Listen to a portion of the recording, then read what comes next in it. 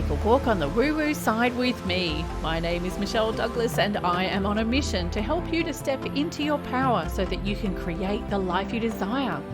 Visit me at empoweredlifeprograms.com to learn more.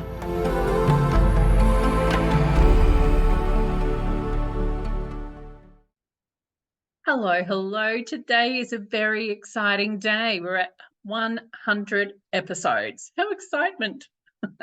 Anyway, so I thought no better thing or topic to talk about today than past lives, which has been my theme over the last couple of episodes. And this particular one has a new format in that it's like a story. I'm going to tell you a story of a client as he took me through his past life experience. And I'm going to read it to you. So if I'm looking down, that's why, for those watching the video.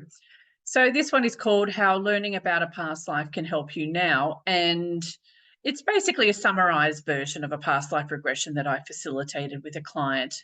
I record these sessions and I take a copious amount of notes. And although there's a lot of information here, there's so much more that I've not included because the sessions can take, a couple of hours, 3 hours even. So it just depends on the person. So I hope you enjoy listening to this as much as I enjoyed taking this client through past life regression. So the first scene starts off as a lone man. So in this past life, he stood on the beach looking out to sea. And he wore white Roman-style robes stained with blood, and he had an arrowhead embedded in his left shoulder. It had healed over, but it was causing him quite a lot of pain. Now, it was peaceful there, and the man remembered the moment when the arrow had pierced his skin. It had happened a long time ago, but he remembered it like it had happened yesterday. He was a fit, strong, lean, 30-year-old man. He had tan skin and dark hair. And he felt this urge to reach up to his shoulder and pull the arrowhead out, but he knew that was futile because it had already healed over. He felt confused as to why he had been shot and realized he'd been deceived by the woman he'd been having an affair with and had been banished from the city where he had lived. He had come to this beach to swim out to sea, or with the intention to swim out to sea to let himself drown. But as he stood there, he realized he didn't want to die. He felt empty and alone and had no family to speak of. Now, at this point, I'm moving forward to a later time in that life, and we find him living inside a cave with his wife and children. He had 2 children, and his wife in this particular past life is the same as his current wife in this present life. So his wife had treated his shoulder and helped it to heal, and she'd also helped his broken heart to heal as well, because she was a natural healer of sorts. And that's in both the past life and the current life. And he says out loud, "I always come to you when I am broken in any life." It is now dark and he feels warm and safe. It is quiet and everything is calm. It is meant to be. Now, we have a message come through at this point from one of his spirit guides, and we also look at a little bit into the future. So the spirit guide says, "Don't give up. At the beach, you almost gave up." And he now finds himself sitting under a tree, and he's a very old man. And he feels as though this place isn't Earth. It feels like, and he says, before time. I'm not sure what that means. I've just transcribed that, I guess. So things feel calm. He feels all-knowing, and he feels happy as he plans his next life and the lessons to be learned. So I then take him forward to the death in that past life. And as he faces his death with his wife by his side, and she has her hand on his heart, she's sending in white, loving light to help with his transition. He is sad to be leaving her, although he is not afraid to be dying. His wife's smiling down at him as he lies there, looking into his soul. They have a strong bond and have been together over many lifetimes. He's only in his mid-40s, and his passing is going to help his wife experience the loss of a loved one at an early age. She needs to learn to be strong without him. Now, this goes back into previous episodes where I've talked about the lessons we've chosen for this current lifetime. So we may choose to go through challenges in order to grow as a soul. So from the death scene, we go into the time between lives.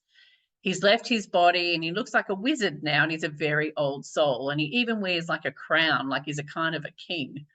He finds it easy to leave his body and now reflects on that life. The life he left was short but with purpose, and he wanted to learn resilience, which he would need for a future life. He needed to learn to be robust and not to give up so that he could succeed in his current life now. He still has some lessons to learn, and in particular, he needs to learn to forgive himself. As for others, he doesn't need to forgive them. He just needs to accept who they are. It is their job to forgive themselves. So that was an interesting bit of information that we picked up for him there. Holding on to resentment is not serving him. He was betrayed in that life, and he has been betrayed since, and he needs to let it all go. He needs to let go of what others did. So he continues to reflect on that life, and he gains a deeper understanding of his connection to his wife in that lifetime and in his present life. And he also knows that he needs to be resilient and never give up. And this came up a few times actually during this particular regression. And most importantly, love and forgiveness are the answer. He is told that his present life shoulder pain will remain until he forgives himself for the feelings of hatred he has felt towards others. So it's like a burden he's carrying in that shoulder. He doesn't have to hate anymore. He doesn't have to like everyone either. He just needs to understand that everyone is at their own level of evolvement, and he cannot hate them for being where they are, even if not as evolved as he is. He tells me that he does not have to fight anymore. Now, this gentleman was a policeman in the current life. So he'd been a guard in the past life, a Roman protector, like a royal guard, and this was preparation for his 10 years in the police force in this life. He needed to complete his time as a police officer before he was able to find the woman who is now his wife. His ex-wife was his connection to his present wife, and there's a long story behind that one. And he needed to go through his first marriage before he was able to meet her. Now, he and his present wife are destined to do great things together, apparently, as well. Now, as he lies there in the theta trance state, something around his heart breaks. He says it's like an iron clamp around his heart. It's snapped off, and he now feels free. He says it feels like a jolt as it snapped, but it wasn't painful. He knows that better feelings are yet to come now that he can expand his heart, which has felt restricted for many, many years. He now understands why those who hurt him in his present life did so, and what he was supposed to learn from those experiences. And he can see their light now from this trance state. The irritation on his skin is symbolic of his irritation about those who have done the wrong thing by him. He also understands that by letting this go, it will help heal the physical ailments he suffers from, and he wishes these people happiness. So this is really important here, that what we're learning through this regression is that all of these things that go on in our mind can actually impact on our physical body as well. He then tells me, we're looking at the council now, that he is going to be helping people to find their purpose and learn their lessons in this life so they can find it easier to ascend.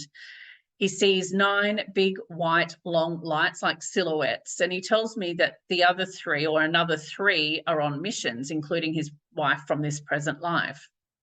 He is wearing a crown of sorts and feels as though he's in charge, although there's no hierarchy as such. He's very old and wise. He tells me he is here in this current lifetime and to enjoy his present lifetime. He has done everything he needs to do. Now he can have his reward. He will receive opportunities to have fun, to have more money, to be able to do what he likes, as this may be his last time on earth. He is now here, though, to help as many souls ascend in this life as he possibly can, but at the same time, he needs to have fun. And that was another theme that came through. In his past lives, he was super focused on his missions and he always succeeded. He's also very clear that he is not a warrior anymore, and it is time to put his sword down. He talks of times in Atlantis and how he was either to observe or fight the good fight, bringing the dark into the light. Now, there seems to be a theme where he's being told, never give up, keep going, no matter what. He's also advised to work on his self-belief and to keep going to the gym to strengthen his body. He will lead by example in this life, and it is up to him to get into the best shape he can so that he can complete his mission. People need to see his physical and emotional strength and his power, and they will be inspired by this. He must work on his judgment of others and be more compassionate for those who cannot keep up. He finishes up by saying that he and his wife are going to do great things, and together they will help a lot of people. And he is also advised at the end that he needs to listen very closely to his intuition. So that was the crux of that particular past life regression with this client. And if you're interested in a past life regression, and I promise you it's very fascinating, check out my soul regression therapy page at empoweredlifeprograms.com/regression to learn more. And I'll leave you with that, and happy 100th episode. Yay.